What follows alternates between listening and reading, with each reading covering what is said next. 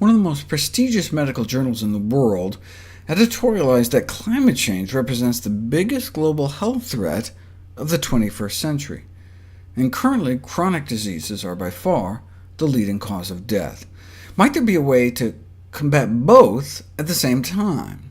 For example, riding our bikes instead of driving is a win-win-win for people, planet, and pocketbook. Good for us, the environment, and cheaper too. Are there similar win-win situations when it comes to diet? Well, the same foods that create the most greenhouse gases appear to be the same foods that are contributing to many of our chronic diseases. Meat, fish, eggs, and dairy were found to have the greatest environmental impact, whereas grains, beans, fruits, and vegetables had the least impact.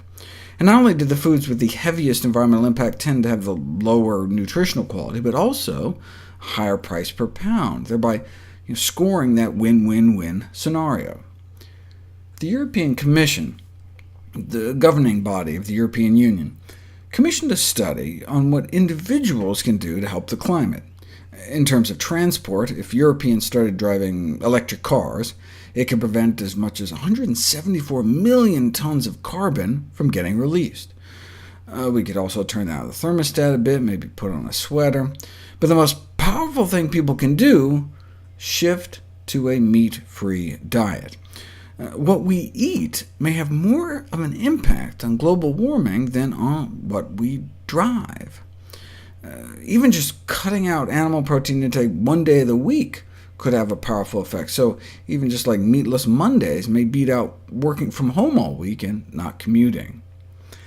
And a strictly plant-based diet may be better still, responsible for only about half the greenhouse gas emissions.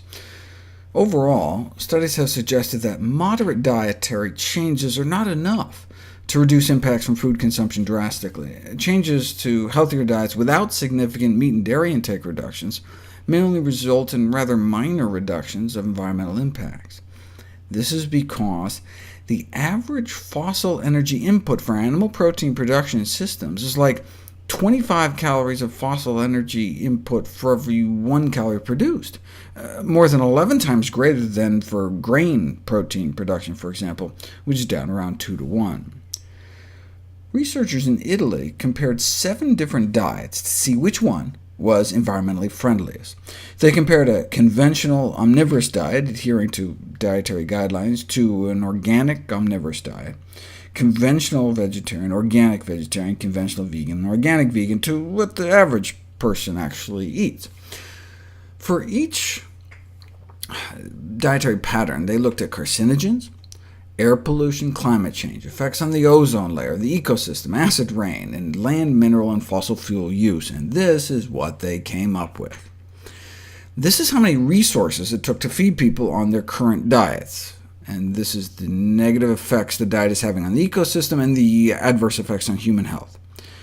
Now, if they were eating a healthier diet, conforming to the dietary recommendations, the environmental impact would be significantly less.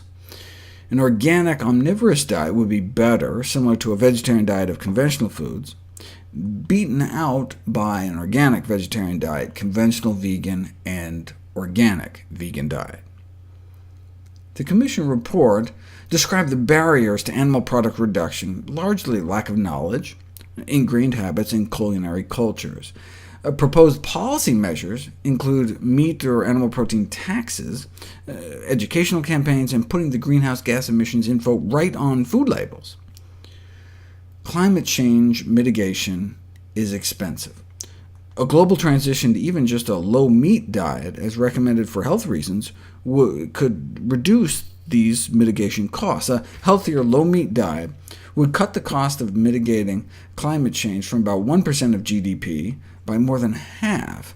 A no-meat diet could cut 2/3 of the cost, and a no-animal product diet could cut the cost 80%.